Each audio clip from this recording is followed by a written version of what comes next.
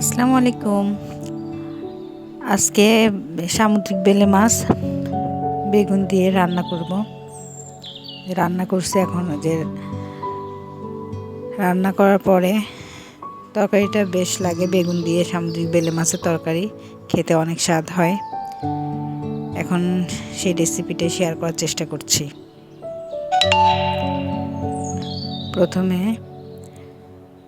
কড়াই তেল দিয়ে সেখানে ফ্রাই প্যানে মাছগুলোকে হালকা ভেজে নেব। ভেজে নেওয়ার জন্য তেল দেওয়া হলো।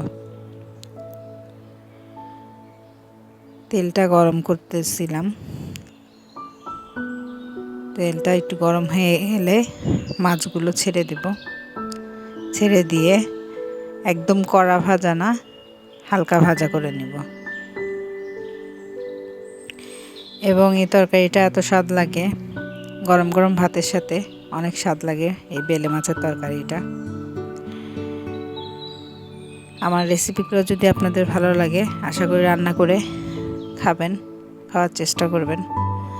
আর সামুদ্রিক বেলে মাছ বলে না, এটা পাঙ্গাস মাছ দিয়েও সেম রেসিপিতে তরকারিটা রান্না করা যায়।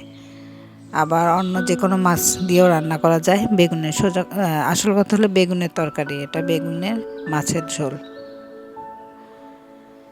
এই যে মাছগুলো তুলে নিয়ে আরেকটা কড়াইয়ে পেঁয়াজ দিয়ে নিয়েছি।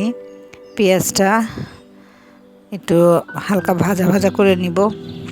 করে নিয়ে আজকে আমি মশলা বলতে শুধু রাঁধুনি মাছের মশলা যেটা, সেটা দিচ্ছি।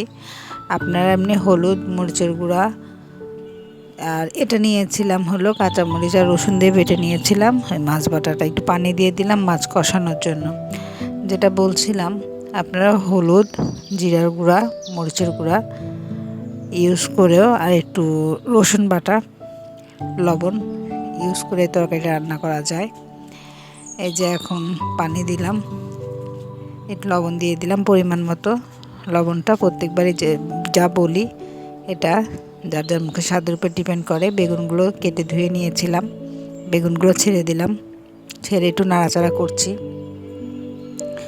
বেশ কিছুক্ষণ নাড়াচাড়া করার পরে এখানে পানি দিয়ে দিব।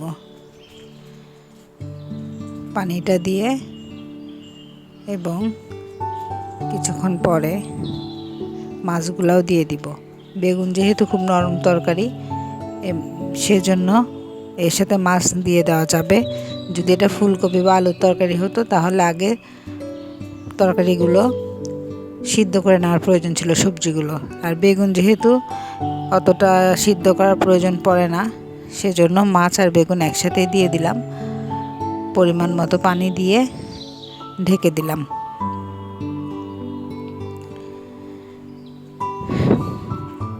আশা করি এই রান্নাটা সবার ভালো লাগবে। আরেকটা কথা, আমি এখানে একটু কাঁচামরিচ বাটা আর শুকনো মরিচ গুঁড়া ইউজ করছি।